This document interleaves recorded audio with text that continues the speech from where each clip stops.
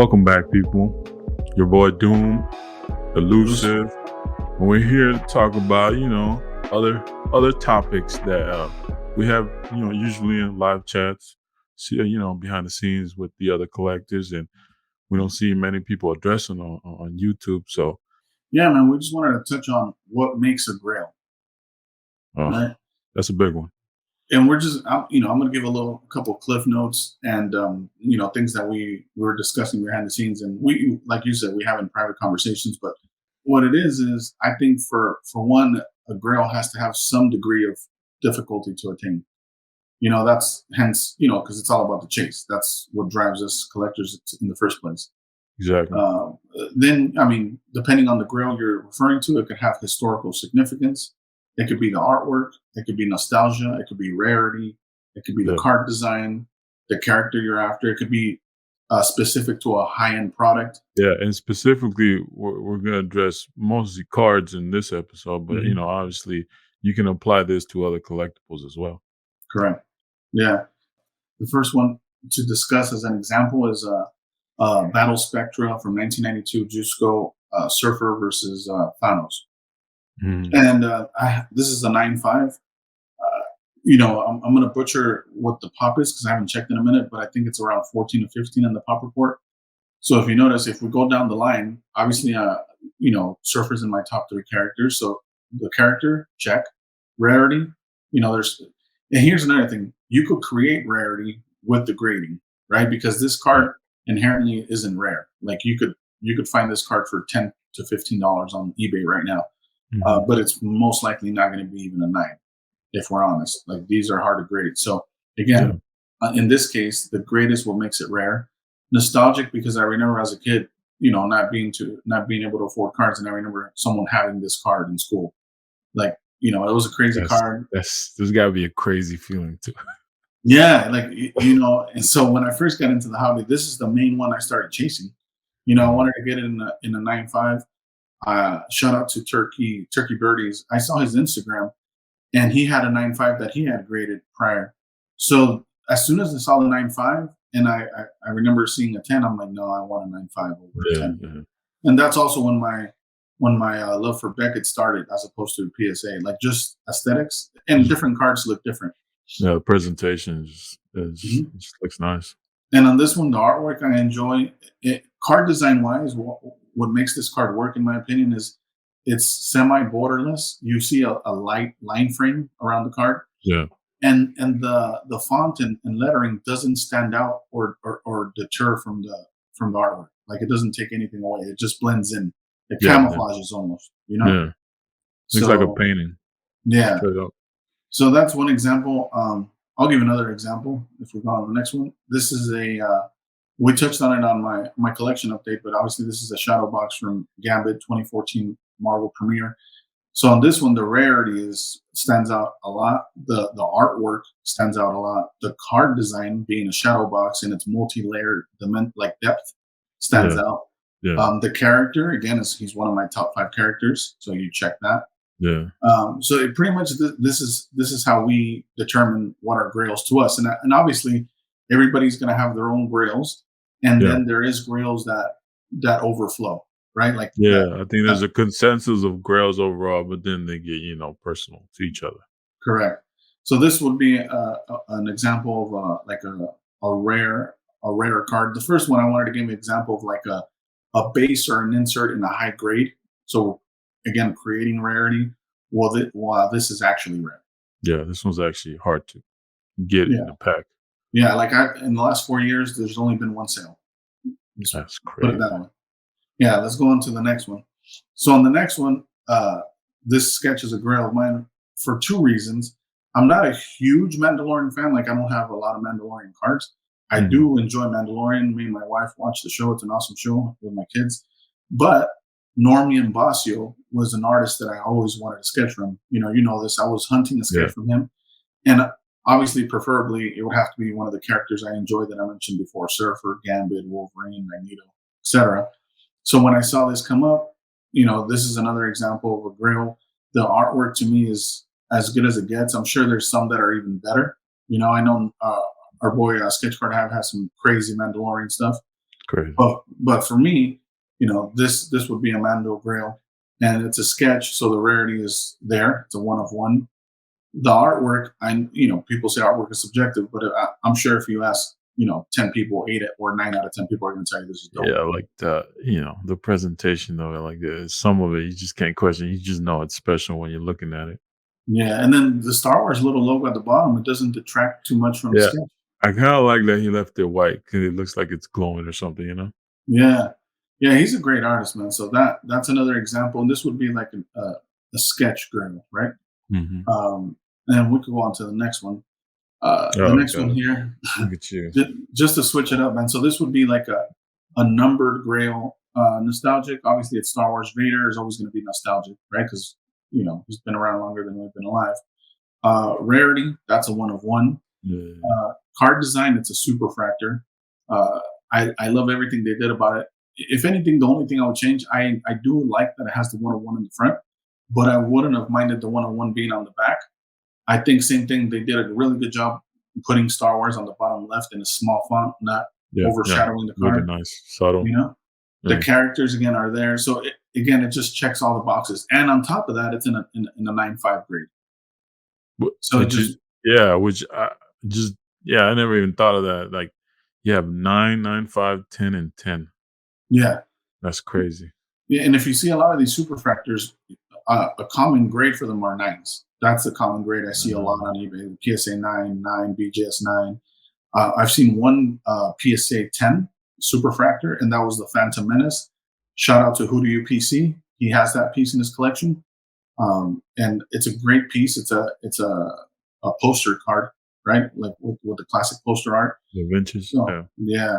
So this again, I just wanted to show an example of like this would probably be a Grail amongst most people. These are something like you were stating, like it steps outside your own collection, and other Yeah, people would think it's a Grail. it's a one-on-one. Yeah, And then we'll do the last one I have is my Jim big one. Lee Wolverine Yeah, auto.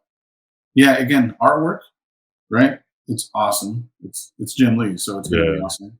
Card character, it's Wolverine, right? it's Card too design, right? Nostalgic, iconic. So you're gonna iconic. iconic, iconic, iconic. Yeah, Rarity is that like just that's what I'm saying. So when you find something like this that checks all the boxes, and I mean the only thing that could check higher boxes is if it was in a higher grade. I'm okay. Usually people when you and including myself, when you get to this level of grails, you really don't care about the grade. You just want to get your hands on the card. Like this card could right. have been raw and it still wouldn't have made it to my number one spot. It doesn't matter. Yeah, it could be a 6, it could be a 5. Like, still, it's pack pool. It's Jim Lee. Like, You know?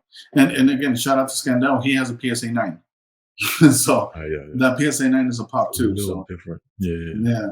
So that's my list, man. And again, just to give examples of grails and how we come up with them. Now we're gonna go through dooms, and he's Yeah, gonna break his so down. yeah, my approach is a little different, being a character collector, but definitely Yeah. starting off, to me, and before I even start with the sketch card, there's something I'm still missing from my collections, which I think different grails, different types of grails as a character collector, a production piece would be one. So like Mm, a printing plate, a proof sheet, like you have a whole sheet of the actual card, like something in that area. mhm, Um, those are tough to come by, but I would include that. Then this would be an example of a sketch card. This is Secret Wars 10, um, Doom cover, like one of the most iconic Doom covers. This is actually a sketch card for, I think it's a 6 case incentive. So the pack odds are crazy. Like, you have to buy multiple cases to get one of these. And the artwork, to me, like, Martinet killed it. Like, yeah. you know, this is why they call him the godfather of sketch cards. Like, Yeah. it's sick. And I think I mean we've seen a lot of sketches, but as far as like cover recreations, The that he got it detail. down. Yeah, detail is crazy. I'm glad and I know we mentioned this on your video too, the last episode, your collection. Sometimes you gotta overpay. Someone was selling it. They had they had 9 of these they were selling. They were all incentive sketches. I had to pay a little extra just for him to separate it for me and sell it to me individually. And so, it was worth it. Like this is a Yeah. card that like I would never move unless I'm out, you know? Mhm. Yeah, and if he's out, that's coming to me. But anyway, let's keep going. So this year, to me, comic cuts don't get enough love, Mm, and I think mainly because a lot of the people in the card, Marvel cards, are coming from sports or other non-sport cards. But I think comic book readers understand significance. It's a mm. actual cut from Fantastic Four #5. So this is like going back to the historical significance, the first appearance of Doom in a comic book, to have a piece of that. And that's a good example. Like, another one that came to mind when you said comic cuts don't get enough love. I feel the same way when you mentioned the comic community. They would appreciate this more, just as well as like the writers' autos, right? I Yeah. feel like a lot of Marvel card collectors don't appreciate writers' autos as much as the comic community will. Yeah, I think some do, but like definitely like overall there needs to be more love for it for sure. Yeah, yeah, And then we go crazy. to again, like going back to what I would label this as a creator card that you want in your collection, whoever your character is. Stan Lee, um, Fantastic Four #5, Marvel Beginnings card, pack pulled. Um, you know, it, it's one of the creators of the character you collect. Like it can't get better than that. You know, Yeah. Well, for you, it could. Let's be honest. I know one person that would make it better, and his name's Jack Kirby. If we had Jack Kirby Yeah. autograph it. Yeah, for sure. Mhm. Uh, Yeah, but that's a dope card, man. Like you said, pack pulled, Stan Lee, breakthrough cover. Yeah, just iconic. yeah, that's a dope piece, man. Oof, And yeah. then we go into something, outside of that, which I've heard people, we talk about, other collectors when they bring out the shiny cards, like you could put a PMG in here, you could put a royal foil, you could put a Mhm, diamond, whatever it is. This is like your bling bling card. Like you just bringing out the good stuff. mhm. 2013 Fleer Retro, iconic, right? For Yeah. Marvel cards. There's only what, maybe roughly 15, 20 of these. So And by the way, I just want to say that's the cleanest fucking 8 I've seen because I have a jambalaya 8, and my 8 doesn't look like that. You know yeah, what I mean? you know. Yeah, that I one's thought it would get like maybe a 9. Like it's really mm, not. But again, grading there, like it's in my PC. Who cares? yeah, it's not a 15 or 20. It doesn't matter what the grade is. Now, if, I'm gone again and my Mm. family's selling this, uh, I might have to leave a note for them to crack it and regrade it. You know what I'm saying? Like, Yeah, and for anybody that wants this piece, there's one on eBay now for like 20. like 20, Yeah, 20, so like not a big deal. 20,000. Not crazy. Yeah. Right. And this is the last example I'll show. To me, it doesn't have to be when it comes down to your personal collection, personal preference. Sometimes it can be a base card. It doesn't have to be a crazy amount of money. Jim Lee, so I was introduced to Marvel through the X-Men cartoon, X-Men artwork, the iconic artwork from that resonates with me is Jim Lee. There's only about 2 cards for Doctor Doom that are done by Jim Lee, I would say. A couple stickers out there. A Doctor Doom portrait, Jim Lee base card, get in a 10. That's a Grail for sure. Yeah, it goes back to like we were saying, even though it's a base card, you could make it a grail. But yeah, this is a great piece, man. That's awesome. Yeah, man. So I mean, those are a few of our, Grail cards. I'm sure Mhm. people have their own opinions, and you let us know, Mhm. comment, and maybe some of the rules you use. Uh, we could probably use those too. So who knows? Yeah, leave a comment if we forgot like a critical piece in your opinion of what makes a grail. Leave a comment. So yeah, I mean, I'll sign us off on this one, man. I'll just say again, we're gonna keep putting out videos out there. Again, mainly what we're gonna be focused on is just discussions we already have privately, and just pretty much making them public and having some sort of structure to it. But Other than that, that's what you guys can look forward to on this channel, and that's what we're gonna continue to provide. For sure, man. Peace. All right, take care, man. Hey.